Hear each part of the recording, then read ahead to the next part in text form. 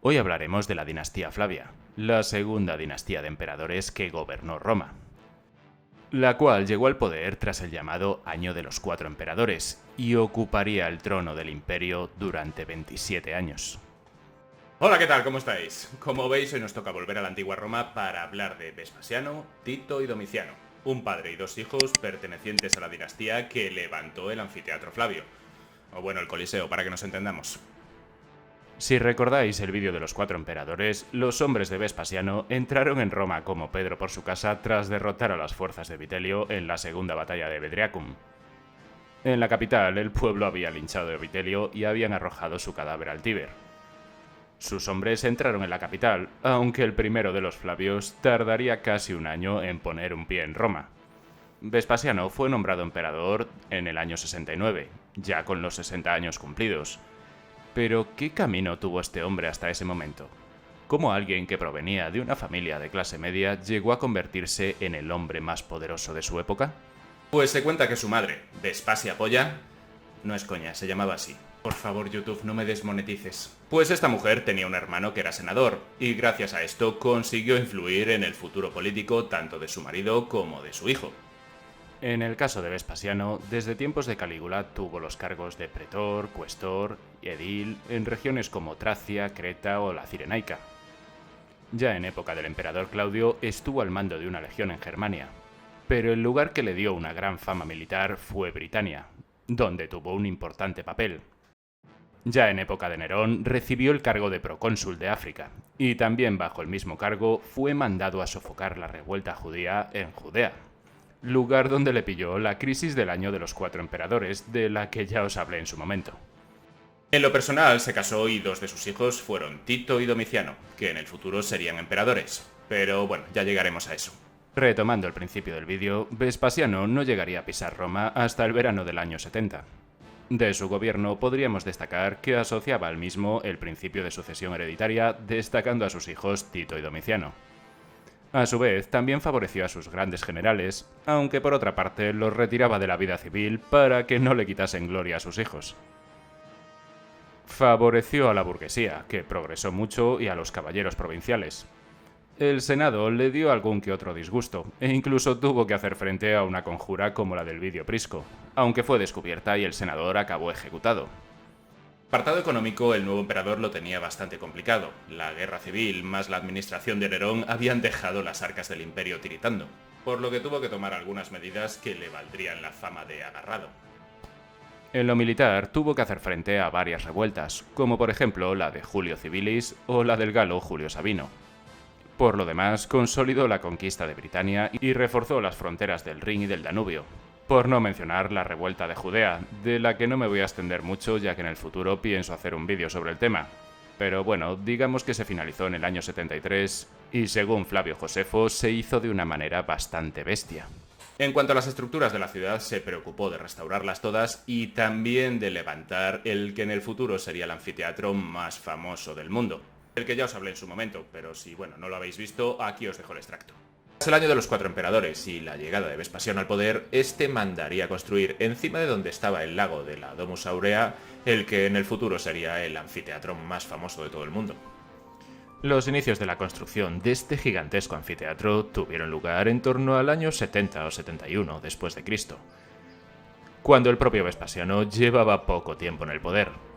Este icono de Roma tardaría unos 9 años en construirse y sería llamado Anfiteatro Flavio en honor a la dinastía que los levantó. El nombre por el que todos lo conocemos se lo debe a la gran estatua de Nerón que se encontraba a su lado. Esta estatua de bronce se dice que llegaba a medir unos 30 metros, y sus rasgos serían modificados por los del dios Sol para que no se pareciera al emperador que tan mal recuerdo había dejado en Roma. El hijo mayor de Vespasiano, el que sería recordado como el emperador Tito, fue educado en la corte de Claudio y Nerón, y en cuestiones militares se formó junto a su padre en Britania y Germania. Y cuando su progenitor fue aclamado para el cargo de emperador y fue a disputarle el trono a Vitelio, él se quedó a cargo de las legiones romanas durante la revuelta de Judea. Durante los años que estuvo en esta revuelta dio muestras de un gran valor y destreza, tomando varias ciudades palestinas, entre ellas la ciudad de Jaffa. Pero cuando le tocó el turno a Jerusalén, Pues en Jerusalén no se cortó un pelo y arrasó la ciudad a sangre y fuego, provocando muchos, pero que muchos muertos. Por supuesto, en su época, acabar con esta revuelta, de la forma que fuese, se vio como un acto glorioso. Por eso levantaron un arco en su honor que hoy en día podemos ver en el Foro Romano. A su vuelta a Roma fue nombrado cónsul y actuaría como comandante en jefe de la Guardia Pretoriana. Y aunque ejerció el poder compartido con su padre, Tito siempre destacó por su faceta militar. De hecho, algunos autores como Suetonio le describieron como príncipe y guardián del imperio. En junio del año 79, su padre Vespasiano muere y Tito es nombrado emperador, algo que cambió bastante su carácter, ya que de ser una persona muy temperamental, pasó a ser alguien colaborador con el Senado y a actuar siempre en beneficio del imperio. El pobre Tito solamente estuvo 2 años en el poder, y la verdad es que el hombre tuvo muy mala suerte, ya que en ese tiempo tuvo que hacer frente a la erupción del Vesubio, que como sabéis sepultó Pompeya, Herculano y Estabias, a una epidemia de peste que afectó de una manera muy pero que muy bestia toda la península itálica, y también a un devastador incendio de Roma que se cargó gran parte de la ciudad en tan solo 3 días. Aún así, retomó las obras para reconstruir la ciudad, destacando el templo en honor a su padre y nuevas termas. Y, por supuesto, tuvo el honor de inaugurar el Anfiteatro Flavio con unos juegos que le valieron una enorme popularidad hasta el día de su muerte, en septiembre del año 81, con tan solo 41 años. La muerte del emperador, según las fuentes, se dio debido a unas fiebres, aunque en el futuro no han sido pocos los que apuntaron a su sucesor y hermano menor como posible causante de la misma, aunque bueno, no pasan de ser sospechas. En el año 81 subió al poder el hermano menor de Tito, Domiciano, un hombre que, bueno, como ya sabéis, ha pasado a la historia con fama de déspota, sanguinario e incluso con manías persecutorias. Como ya sabéis, no sería el primero con esta fama de loco, ni tampoco sería el último. Ya vimos en este canal las biografías de Nerón y de Calígula, y vimos que desde luego que no eran unos angelitos, pero que en gran parte su fama estaba muy exagerada. Veamos si con Domiciano pasaba igual. Al igual que su hermano mayor, recibió la mejor educación, pero al contrario que este, no estuvo nunca muy familiarizado con la rama militar. Sus contemporáneos le describían como un chico callado, taciturno y poco sociable que disfrutaba de su soledad cazando con su arco, arma que al parecer manejaba muy bien. Cuando su padre es proclamado emperador, este ingresa en el Senado con el cargo de pretor con tan solo 18 años. Con la rebelión de la Galia que os he mencionado antes, Domiciano fue enviado allí con la esperanza de tomar el mando de las legiones, algo que no sucedería. Tras esto, desencantado también con la política, se retiró a su villa para dedicarse al arte, a la literatura, que bueno, era lo que más le gustaba. Pero bueno, como os acabo de comentar, su padre Vespasiano murió y el reinado de su hermano Tito fue muy corto, por lo que la corona de laureles cayó sobre él. Suetonio nos cuenta que los inicios en el poder fueron bastante buenos, e incluso gracias a sus amplios conocimientos de derecho se ganó una buena fama como soberano justo, e incluso promulgó nuevos castigos a aquellos que presentaban denuncias falsas. Rechazó a cualquier persona corrupta en el poder y fortaleció las fronteras imperiales. También podríamos destacar que restauró derechos suprimidos por Nerón y daba unos amplios banquetes públicos. Hasta aquí podríamos preguntarnos por qué este hombre está en una lista en la que hay nombres como el de Calígula, Nerón o Cómodo. Pues porque cuando llevaba unos 6-7 años en el poder, el gobernador de Germania, Saturnino, se alzó en armas contra él. Pero bueno, un golpe de suerte para el emperador hizo que esta rebelión fracasase. Pero a pesar de su triunfo en esta ocasión, las sospechas de traición con todo lo que le rodeaba nunca más desaparecieron de su mente.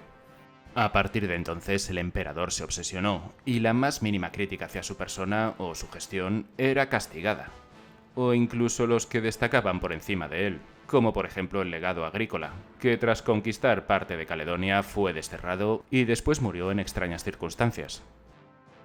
Sus manías persecutorias no tardarían en volverle sádico inventando nuevos métodos de tortura a los detenidos, o incluso juegos psicológicos en los que parecía que los iba a librar para luego terminar torturándolos. Hubo momentos incluso en los que esta obsesión se dirigió contra su propia familia, ya que mandó ejecutar a sus sobrinos nietos para que el Senado, a los que había recortado bastante poder, no los utilizasen contra él. Pero como suele suceder en este tipo de reinados, estos suelen terminar de una forma similar.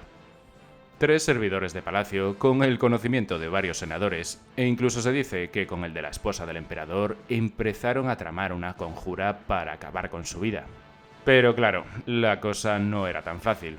Domiciano, sabiendo lo que había pasado en anteriores ocasiones, había triplicado el sueldo de la Guardia Pretoriana, por lo que un plan similar al de Calígula quedaba totalmente descartado.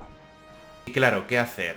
Alguien que sepa luchar, pero claro, no pueden ser ni soldados ni pretorianos, ya que el emperador les paga muy bien. ¿Qué hacer? ¿Qué hacer? ¿Qué hacer? Ya está. Gladiadores. Uno de los conspiradores pidió audiencia con un falso vendaje en el brazo para informar al emperador de una supuesta conspiración. Y mientras que Domiciano leía esa supuesta conspiración, el hombre sacó un puñal de su vendaje y se lo clavó al emperador en la ingle. Tras esto, varios gladiadores que se habían colado en palacio le apuñalaron también, dándole muerte. Nadie acudió en ayuda del César, ya que las puertas de la sala estaban cerradas a cal y canto. Los únicos que lamentaron el asesinato del emperador fueron los soldados y sobre todo los pretorianos, que juraron venganza. Pero entre la indiferencia del pueblo, que los patricios se mostraron entusiasmados y que el Senado rápidamente aplicó la damnatio memoriae contra él, pues poco pudieron hacer. El mismo día de su asesinato, un 16 de septiembre del año 96, fue designado su sucesor. Un hombre que estaba ya cerca de los 60 años y que había sido un leal servidor de la dinastía Flavia, Nerva, que iniciaría una nueva dinastía, la Antonina, la que, como ya sabéis, sería la que más esplendor traería al imperio. Y hasta aquí mi vídeo de hoy. Si os ha gustado, ya sabéis, podéis suscribiros, que es gratis, dejarme un like que me ayuda mucho, un comentario que me ayuda más todavía, o podéis compartir el vídeo con vuestra gente. Y bueno, como suelo decir en alguna ocasión, si no os ha gustado, ya sabéis, recomendárselo a alguien que os caiga mal para que se fastidie y se lo trague. Un saludo y hasta el próximo vídeo.